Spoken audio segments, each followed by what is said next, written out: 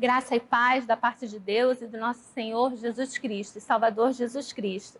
Vamos dar continuidade ao nosso estudo da carta de Paulo aos Filipenses. E nesse dia nós estaremos estudando o capítulo 1, versículos 12 a 18. Eu convido todos vocês a estarem acompanhando a leitura que estará sendo projetada aí na tela desse texto. Leiamos. A situação do apóstolo contribui para o progresso do Evangelho.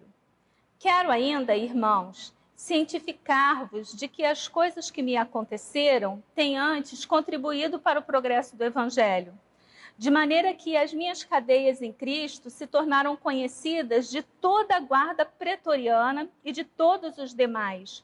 E a maioria dos irmãos, estimulados no Senhor por minhas algemas, ousam falar com mais desassombro a palavra de Deus. Alguns efetivamente proclamam a Cristo por inveja e porfia. Outros, porém, o fazem de boa vontade. Estes por amor, sabendo que estou incumbido da defesa do Evangelho.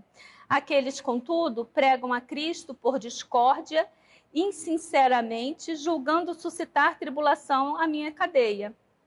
Todavia, que importa? Uma vez que Cristo, de qualquer modo, está sendo pregado, quer por pretexto, quer por verdade. Também com isto me regozijo. Sim, sempre me regozijarei. Que Deus abençoe a sua palavra lida. Vamos orar nesse momento, pedindo a Deus o direcionamento para o estudo que estaremos realizando nesse momento. Amado Deus, eterno Pai, nós te agradecemos, Senhor, a oportunidade de estarmos aqui na tua casa. Nós te agradecemos a oportunidade, ó Deus, de podermos pegar a tua palavra, de podermos estudar, Senhor, detidamente cada texto, ó Deus, desta carta, cada versículo. Nós te louvamos, ó Deus, pelo entendimento que o Senhor tem dado aos teus servos, que ao longo dos anos, ó Deus, vem realizado estudos e que nos ajudam e nos auxiliam em nosso crescimento espiritual. Nós te agradecemos, ó Deus, pelo interesse dos teus servos, que nesse momento se colocam, ó Deus, reservam esse tempo para o estudo, para ouvir aquilo que o Senhor quer nos falar. E nós te agradecemos, ó Deus, pelo estudo, pelo ensino desse texto tão precioso, ó Deus.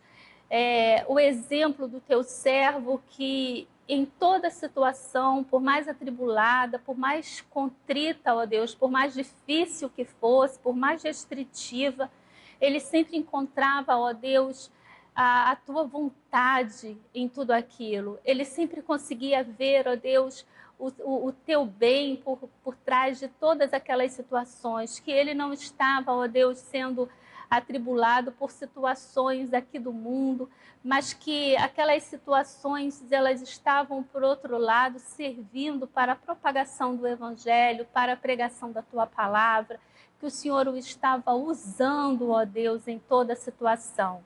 Que nós possamos, ó Deus, dar esse exemplo nesses momentos difíceis que temos vivido, ó Deus, de restrição em nossas igrejas, de algumas ainda nem puderam voltar a se reunir, Senhor, que ao invés de nos deixarmos esfriar e afastar, que nós possamos estar buscando, ó Deus, formas de te servir em todo esse tempo, que nós possamos buscar formas de dar testemunho da tua graça e do teu amor, que nós possamos dar testemunho, ó Deus, de que o Senhor está, ó Deus, ciente e no controle de toda a situação.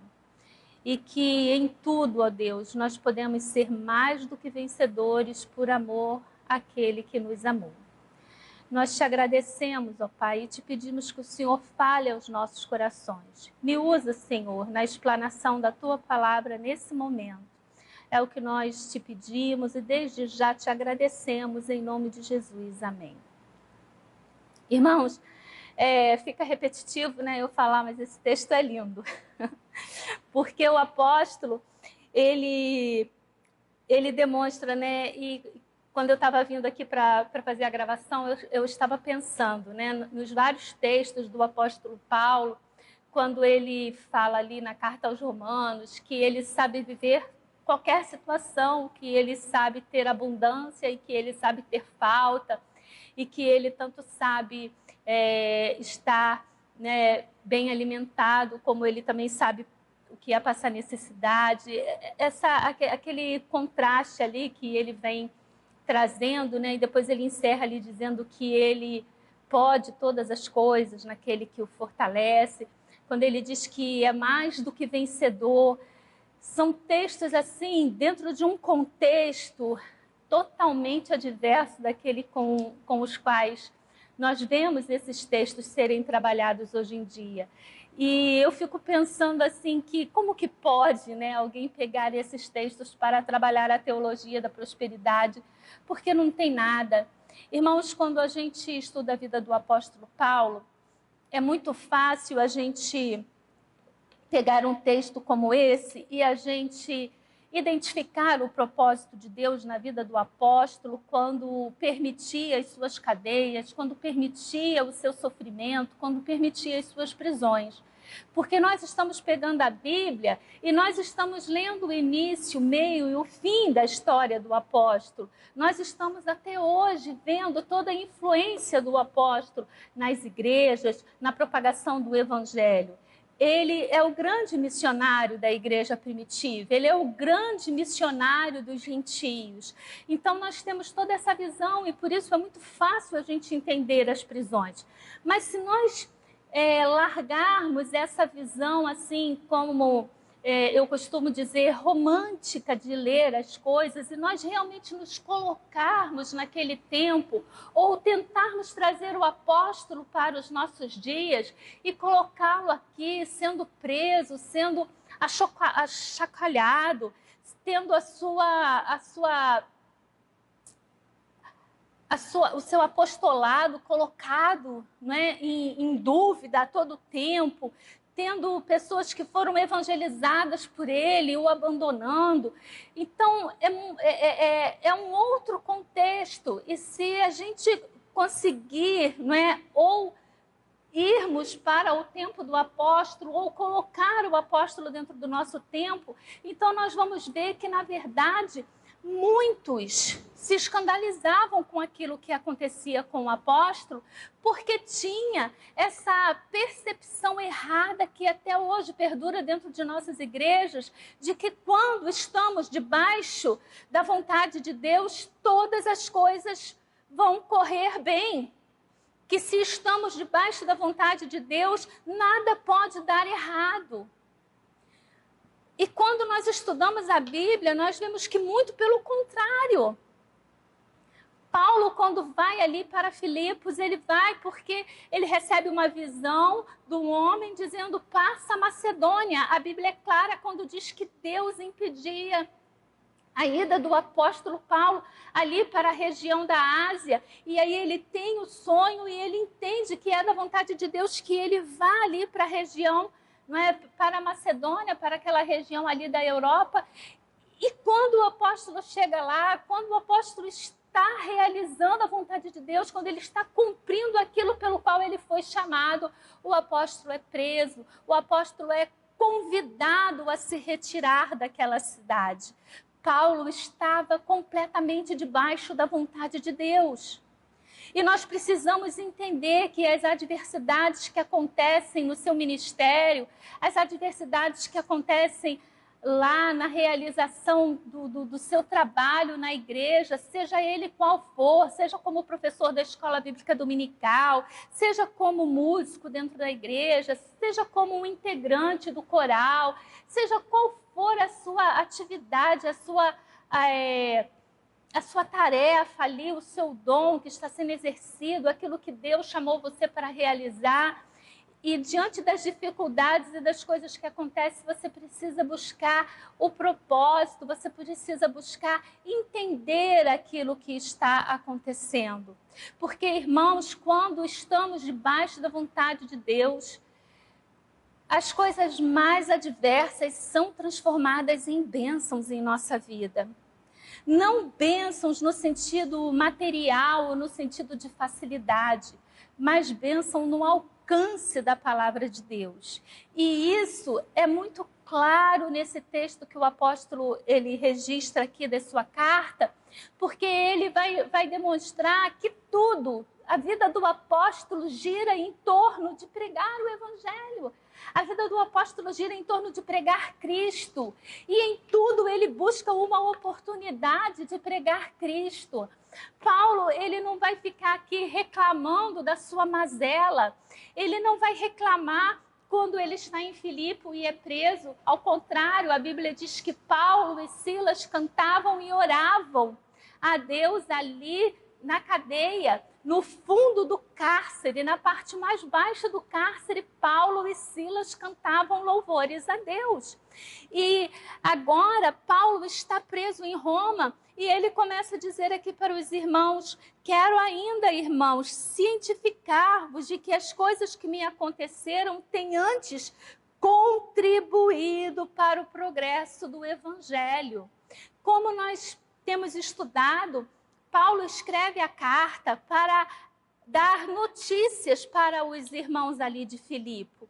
Paulo escreve essa carta para agradecer as ofertas e para também deixar aqueles irmãos cientes de como ele estava e daquilo que estava acontecendo com ele. E Paulo, ele não vai aqui reclamar com os irmãos do fato dele estar preso, do fato dele ter sido, de ser injusta a prisão dele. Porque essa prisão de Paulo, ela se dá ali em Jerusalém, quando Paulo, estando ali na cidade, após ter regressado de sua segunda viagem, Paulo é visto na cidade caminhando com um grego. E depois Paulo é visto dentro do templo. E então alguns judeus começam a dizer que Paulo havia errado introduzindo um judeu dentro do templo, o que era muito errado para o judeu. E ele é acusado disso, por isso Paulo é preso. Paulo vai ficar durante 2 anos preso ali em Cesareia, naquela discussão, naquela situação toda, quando então Paulo reivindica como cidadão romano que ele seja julgado por Roma. E ele é levado para Roma. Mas, quando estudamos o livro de Atos, nós vamos ver que, após ter ficado 2 anos preso em Cesareia, ao ser transportado para Roma, Paulo passa por um naufrágio. E ali Paulo ele vai parar numa ilha. Paulo é picado por uma cobra. E depois, então, Paulo chega a Roma. Mas quando Paulo chega a Roma, é permitido a Paulo ficar em uma prisão domiciliar. E é dentro desse contexto, é nesse ponto que esses irmãos, ao saberem de tudo aquilo que estava acontecendo na vida do apóstolo, de sua prisão em Jerusalém, de seu naufrágio, de sua ida para Roma. Então, os irmãos mandam Epafrodito até ali, aquele local, com as ofertas e para saber notícias de Paulo. E Paulo, ele começa aqui dizendo, olha, quero ainda. Esse ainda está se referindo àquilo que temos estudado até então a respeito até então, sobre aquilo que Paulo escreveu. O que Paulo escreveu? O que estudamos até agora? Paulo começa aqui no capítulo 1, a partir do versículo 3, dizendo para aqueles irmãos o quanto ele se alegra da vida daqueles irmãos. Paulo vai dizer o quanto ele se alegra toda vez que ele lembra daqueles irmãos, toda vez que ele lembra de sua ida ao Filipos. Tudo aquilo que se refere àqueles irmãos traz alegria para o coração de Paulo. E Paulo vai dizer, olha, irmãos, a vida de vocês me é por coroa, não é? Paulo vai dizer que eles são a coroa dele. Então, Paulo tem alegria na vida daqueles irmãos. Mas Paulo vai falar mais. Paulo vai dizer também que ora por eles, para que eles possam, para aprovardes, não é? E também faço esta oração, que o vosso amor aumente mais e mais, em pleno conhecimento e toda percepção. Esse texto aqui, ele também é muito interessante, não é, irmãos? Porque observem que Paulo vai dizer que ele ora para que aqueles irmãos cresçam em conhecimento e percepção. Conhecimento e entendimento. Porque conhecer a Bíblia, conhecer as coisas, ter o conhecimento é uma situação. Mas você ter a percepção, você saber aplicar aquilo ali em sua vida é outra situação. E Paulo está pedindo isso para que aqueles irmãos tenham conhecimento, mas não só conhecimento, que eles tenham percepção. E aqui, agora Paulo continua dizendo, mas não é só isso, irmãos, eu não só agradeço a Deus pela vida de vocês, eu não só me alegro em lembrar da vida de vocês, eu não só oro por vocês no sentido de que vocês tenham conhecimento, percepção e amor, que vocês sejam sinceros e inculpáveis em tudo aquilo que se refere a Deus, mas eu também quero deixar vocês cientes de que tudo isso que tem acontecido na minha vida tem contribuído para o progresso do Evangelho. Paulo, ele não vai tirar o tempo aqui para reclamar, para dizer que se sente só, que se sente abandonado, para reclamar das dores que com certeza o seu corpo trazia devido aos açoites e devido a tudo aquilo pelo qual ele passava, mas ele vai dizer, eu tenho certeza e eu quero deixar vocês cientes de que tudo aquilo que tem acontecido na minha vida é para o crescimento do Evangelho, tem contribuído para o progresso do Evangelho. Mas de que forma? Paulo continua. De maneira que as minhas cadeias em Cristo se tornaram conhecidas de toda a guarda pretoriana e de todos os demais. Quando a gente abre aqui no livro de Atos, no capítulo 28, lá os últimos versículos, vai dizer o seguinte, relatando essa prisão de Paulo aqui, não é, em Roma, o tempo em que Paulo esteve preso em Roma, Lucas vai registrar o seguinte no livro de Atos. Por 2 anos permaneceu Paulo em sua própria casa que alugara, onde recebia todos os que o procuravam, pregando o reino de Deus e com toda a intrepidez, sem impedimento algum, ensinava as coisas referentes ao Senhor Jesus Cristo. Então, os planos de Deus para a nossa vida. Quando Paulo escreveu a carta aos Romanos, há 4, 5 anos atrás, Paulo dizia do desejo que ele tinha de estar naquele lugar. Paulo falava do desejo dele de estar com aqueles irmãos. Mas vamos analisar esse desejo de Paulo e o contexto em que as coisas aconteciam na vida de Paulo. Se Paulo tivesse ido para Roma em uma de suas viagens missionárias e de lá chegado até a Espanha, o que era o seu intento e está registrado em vários lugares, em várias de suas cartas, Paulo provavelmente teria sido, ele iria primeiro para as sinagogas, como sempre, e depois Paulo acabaria sendo expulso das sinagogas por causa daquilo que ele pregava, porque ele pregava Cristo, e pregava também que o evangelho fosse levado até os gentios, e depois Paulo seria perseguido por aqueles irmãos, Paulo poderia passar por açoite, aquela coisa que acontecia basicamente em todas as cidades pelas quais Paulo passava em suas viagens missionárias. Deus, dentro da sua grandeza, tinha algo muito maior, dentro da sua infinita sabedoria, Deus tinha algo muito maior para Paulo. Deus queria Paulo, sim, em Roma. Deus queria Paulo, sim, pregando o evangelho. Mas Deus tinha um público bem específico para o qual Paulo deveria pregar o evangelho. Já existia a igreja em Roma. Paulo já havia escrito a carta. Agora, imagina se os da casa de César eram alcançados por aqueles irmãos. Eram alcançados pela palavra de Deus, pela igreja que existia em Roma. Claro que não. Porque há algum tempo atrás, Cláudio havia expulsado os judeus e os cristãos de Roma. Havia toda aquela situação.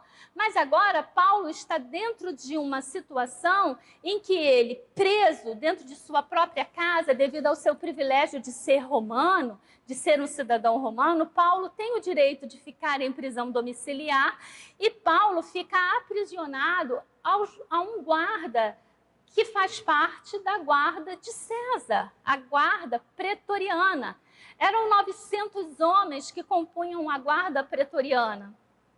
E Paulo, durante 2 anos, ficou 24 horas por dia preso a um guarda.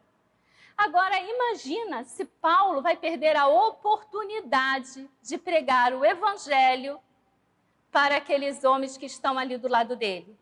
Querendo ou não querendo, aqueles homens ouviam durante todos os instantes em que estavam ao lado de Paulo, Paulo dando louvores a Deus, Paulo orando pelas igrejas, Paulo recebendo notícias das igrejas, Paulo escrevendo suas cartas.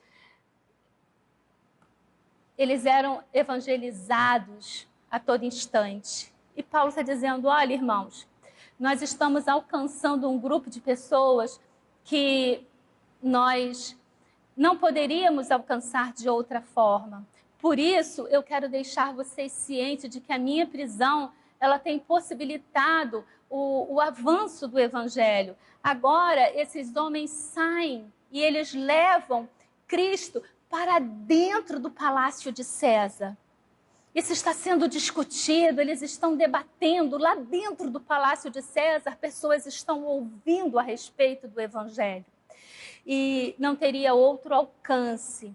Não é? Essa é a vontade de Deus. Então fiquem tranquilos, porque as minhas prisões, não é? As minhas cadeias têm contribuído para o progresso do evangelho. E ele diz aqui que as minhas cadeias em Cristo se tornaram conhecidas de toda a guarda pretoriana e de todos os demais. E quando Paulo encerra essa carta, vejam lá, versículo 22 do capítulo 4, Paulo diz, todos os santos vos saúdam, especialmente os da casa de César. Então, podemos supor, podemos entender que várias daqueles homens que passaram ali por Paulo vieram a se converter, vieram a aceitar Cristo como o único e suficiente Salvador e levavam o evangelho para onde eles iam. E Paulo continua. Outra razão pelo qual o evangelho está... Paulo dá aqui 3 motivos pelo qual o evangelho está sendo... A cadeia dele está fazendo o progresso da evangelização ali naquele lugar. O primeiro é esse que consta no versículo 13, quando ele diz que todos os da guarda pretoriana estão ouvindo falar de Cristo. A outra razão está aqui no versículo 14, quando Paulo fala assim, e a maioria dos irmãos, estimulados no Senhor por minhas algemas, ousam falar com mais desassombro a palavra de Deus. A ida do apóstolo Paulo ali para Roma, ainda que preso, fez com que a igreja de Roma recebesse um avivamento, um fervor, um calor.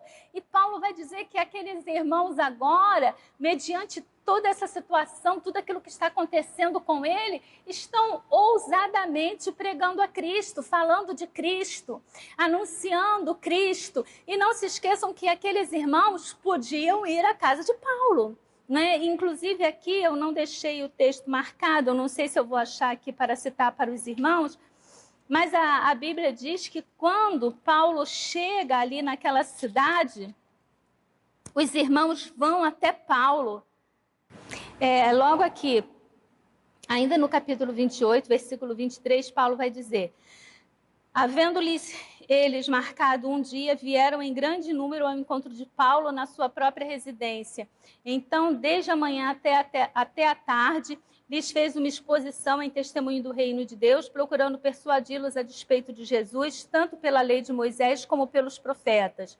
E aí ele vai dizer, houve alguns que ficaram persuadidos pelo que ele dizia, outros, porém, continuavam incrédulos.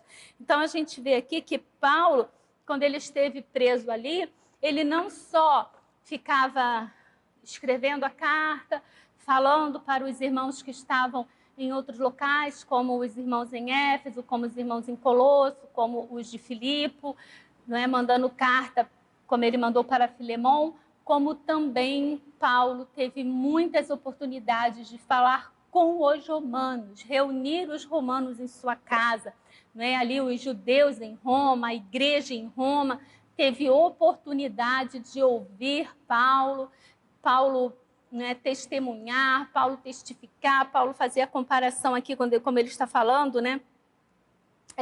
Persuadi-los a respeito de Jesus, tanto pela lei de Moisés como pelos profetas. Quer dizer, foi uma grande oportunidade para aqueles irmãos e para Paulo. Paulo não perdeu a oportunidade. Isso é uma coisa tão importante para nós tirarmos como lição, não perder a oportunidade.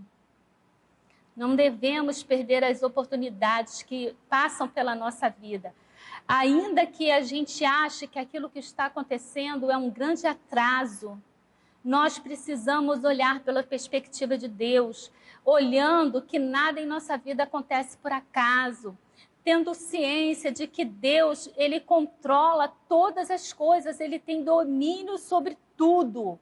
A Bíblia diz que Ele sabe quantos cabelos, quantos fios de cabelo existem em nossa cabeça, que Ele não permite que um passarinho caia, se não for da sua vontade. Então, como que Deus não vai ter controle sobre as coisas que estão acontecendo em sua vida? Às vezes você pensa que essa doença veio para atrasar, você pensa, poxa, agora que eu estava disposta a estudar, ou disposta a fazer, ou disposta a acontecer, e aí eu estou aqui, não é, dentro desse hospital, eu estou aqui internada, eu estou aqui dentro de uma situação em que eu não posso fazer aquilo que eu queria. Pare e observe as oportunidades que Deus está dando. Pare de olhar para a sua própria aflição e olhe para aquilo que Deus pode realizar por meio de sua vida. O apóstolo, ele não ficava olhando para as suas dificuldades, mas ele via antes, em suas dificuldades, oportunidade de falar do amor de Cristo. Irmãos, eu não estou dizendo que isso é fácil. Não, muito pelo contrário. É muito difícil, acredito que era difícil para o apóstolo também, mas é possível. Ainda que não possamos ter todo o aproveitamento que o apóstolo tinha de em suas tribulações criar oportunidade, mas que nós possamos ir trabalhando isso a partir desse momento que temos vivido de pandemia, de isolamento, que nós possamos aproveitar a oportunidade de estarmos ligando. Agora temos mais tempo, porque estamos presos dentro de nossas casas. Agora, nem tanto aqui no estado do Rio, porque já estamos podendo voltar a trabalhar dentro de algumas situações, mas busque, não é? Dentro daquilo que tem acontecido em sua vida, oportunidades para falar e para pregar o amor de Deus. E Paulo continua. Alguns efetivamente proclamam a Cristo por inveja e porfia. Outros, porém, o fazem de boa vontade. Estes por amor, não é? Aqueles que o fazem de boa vontade. Então, estes por amor, sabendo que estou incumbido da defesa do Evangelho. Aqueles, os que fazem por inveja e porfia, pregam a Cristo por discórdia, insinceramente, julgando suscitar tribulação às minhas cadeias. Então, Paulo está falando aqui dentro de um contexto de que a chegada dele em Roma fez com que houvesse um avivamento na igreja e que o evangelho fosse proclamado por aqueles irmãos ali na igreja. Alguns, Paulo está dizendo, realmente fazem por amor a Cristo, realmente fazem sentindo que é uma grande oportunidade de falar e de pregar a Cristo. Mas outros fazem por inveja, por porfia, porque consideram que pregar o evangelho aumenta, né? O desenvolvimento deles, o sucesso deles, aumentaria o transtorno de Paulo. E aí a gente vê até aquela questão que eu comecei falando, de que você se colocar dentro do tempo do apóstolo ou trazer o apóstolo para os nossos tempos. É óbvio que o apóstolo, ele suscitava em muitas pessoas que eram membros das igrejas de então, membros da igreja em Roma, especificamente, né, que estamos falando ali, que Paulo suscitava inveja. E se nós formos olhar para dentro de nossas igrejas, existe esse problema hoje? Existe disputa? Existe inveja? Existe. E nós precisamos trabalhar isso. Quando eu estava estudando esse texto, eu fiquei pensando, Senhor, não é porque o Senhor conhece o nosso coração. E eu fiquei, Senhor, cuida dos meus pensamentos, não é? Cuida daquilo das razões pelas quais eu tenho feito aquilo que tenho feito pela tua palavra, pelo teu evangelho. Nós precisamos ter consciência, irmãos, da razão pelas quais nós estamos fazendo as coisas. Às vezes, estamos fazendo coisas boas, mas pelas razões erradas. Entenda que Paulo, ele não está aqui questionando a mensagem que estava sendo pregada por essas pessoas. Paulo não está questionando os métodos que estão sendo utilizados por aquelas pessoas na propagação do evangelho. Paulo está questionando a razão pela qual eles estão proclamando o evangelho, que não era uma razão sincera de ver o evangelho sendo proclamado. Era uma questão deles quererem aparecer, deles quererem se destacar. E eu fico imaginando até eles dizendo, Paulo, esquece Paulo, está lá preso, você acha que ele estaria preso à toa?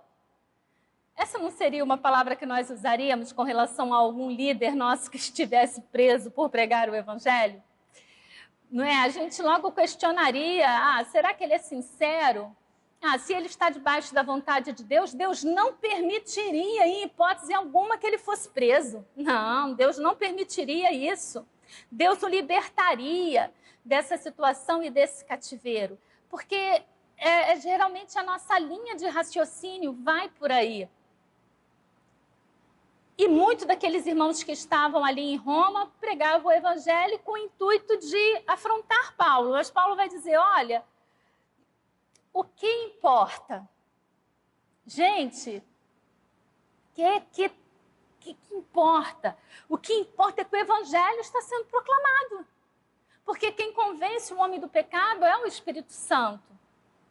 E ainda que a razão deles esteja completamente errônea, esteja completamente fora do contexto que deveria ter, eles estão proclamando a palavra de Deus. Cristo está sendo anunciado. E isso é o que importa. Entenda que algumas pessoas utilizam esse texto para justificar alguns modernismos dentro de nossa igreja. Irmãos, eu sou muito a favor da questão da contextualização, eu sempre busco trazer para dentro dos nossos dias, mas algumas coisas, eu sinceramente, eu não consigo ver contexto, e me desculpem se é um pensamento, é uma coisa minha, é pessoal, mas algumas coisas, tipo boate gospel, como carnaval gospel, essas coisas assim, eu tenho um pouco de dificuldade para aceitar. Um pouco não, eu tenho muita dificuldade para aceitar. Porque eu acho que a gente não tem que se fazer como o mundo.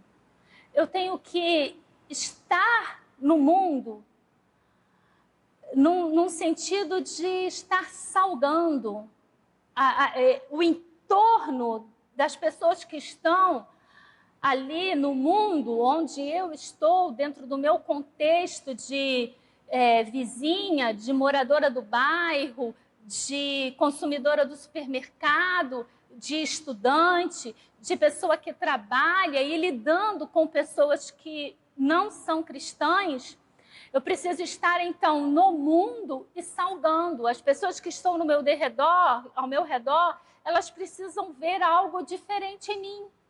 Elas precisam identificar que eu sou uma filha de Deus, não porque eu sou a santa, não porque eu sou a boa, de forma que essas pessoas até têm medo de se aproximar de mim, porque, poxa, né, como é que eu vou chegar, como é que eu vou contar o que está me acontecendo, como é que eu vou pedir uma ajuda, porque ela é toda certa, ela é toda santa, não é? E de forma até a trazer medo, não é?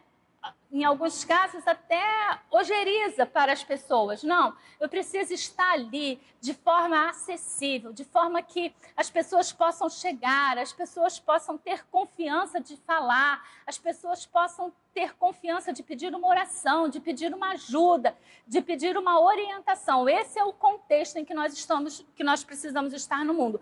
Agora, se eu me igualo, irmãos, esse equilíbrio, sabe?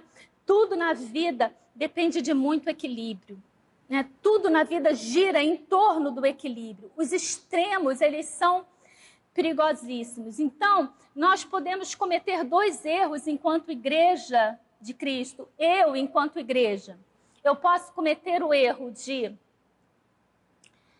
uma santidade religiosa que, ao invés de atrair as pessoas, ela afasta as pessoas de mim, porque a religião, a religiosidade, ela faz isso. Não é a santidade. Eu estava até usando o termo errado e poderia causar interpretações erradas.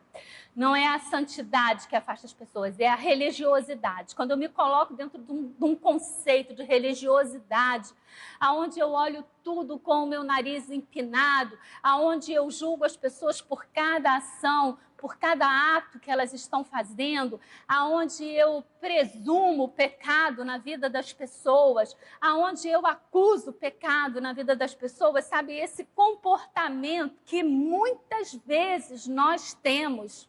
E eu estou aqui, estou colocando aqui, não é? Eu estou dentro desse contexto, é uma coisa que precisamos trabalhar muito em nossas vidas. Então, isso afasta as pessoas. Eu posso ter esse extremo de religiosidade extrema. E eu posso ter o extremo do mundanismo extremo, aonde eu vou para a galera e topo tudo, e estamos junto e misturado, e aí eu vou entrar dentro daquele contexto ali do mundo e fazer as coisas sem mostrar diferença nenhuma em minha vida, no meu viver, no meu comportamento. Isso também é um problema. Precisamos cuidar desses extremos. Eu preciso encontrar esse equilíbrio de estar no mundo, de ser luz, de ser sal, sem estar pendendo nem para um lado e nem para o outro. Isso demanda muita oração. Isso demanda muito pedido de ajuda a Deus para que nós realmente possamos estar equilibrados e possamos realmente fazer a diferença. E Paulo vai dizer, não é, que todavia o que me importa, uma vez que Cristo de qualquer modo está sendo pregado, quer por pretexto, quer por verdade, também com isto me regozijo, sim, sempre me regozijarei. Não é? Que Deus possa estar abençoando. Eu gostei muito, não é, desses versículos, desses 6 versículos, desse estudo. Falou muito ao meu coração, tem muita lição, não é? Como a gente pega assim um texto pequeno da Bíblia e quanta coisa a gente tira desses versículos. Eu fico realmente assim impressionada com a capacidade do apóstolo em sintetizar tantas coisas nessas cartas, a orientação. Sabemos que tudo foi ali pelo Espírito de Deus, não é? Mas ele já tinha a sua capacidade também e foi usado por Deus, a capacidade dele de se deixar usar por Deus. E nós precisamos agradecer muito a Deus pelo entendimento, por todos que estudaram e resumiram, não é? Eu vou fazer aqui a propaganda, né, dos livros que eu tenho estudado. Esse livrinho aqui é um livrinho devocional, é uma bênção, não é? A Vida de Alegria, comentários sobre Filipenses. Aqui, esse volume é o volume 1, estudo o capítulo 1 e 2, do doutor Martin Jones. Não é? Comprei lá no Mercado Livre, entra lá, irmãos, é uma bênção, a Vida de Alegria. Não é? Inclusive, eu tenho um texto aqui que eu mais tarde vou estar lendo para os irmãos, quando Paulo fala sobre o que é pregar o Evangelho, o que é pregar Cristo. Eu li, eu fiquei impactada, né? E eu quero depois passar ele para os irmãos. E esse aqui eu acho que eu já mostrei, né? Mas vale a pena se você não registrou, né? De Steve Lawson, Filipenses para você. Também muito bom. Né? Estudem a Bíblia, leiam. Né? Esses livros você também encontra em PDF. Não estou mandando os irmãos piratearem, não, mas às vezes na internet você encontra ali, gratuito, né, da própria editora. Então, busquem estudar, não é porque estudar a palavra de Deus é muito bom, traz muitos benefícios para a nossa vida. Que o Senhor possa estar nos abençoando, que o Senhor possa estar dando uma semana de paz e alegria para todos vocês. Aproveitem o resto do dia, meditem na palavra do Senhor, busque a Deus, né? Busque esse equilíbrio tão importante para as nossas vidas e para que o Senhor possa nos usar da melhor maneira possível. Amém.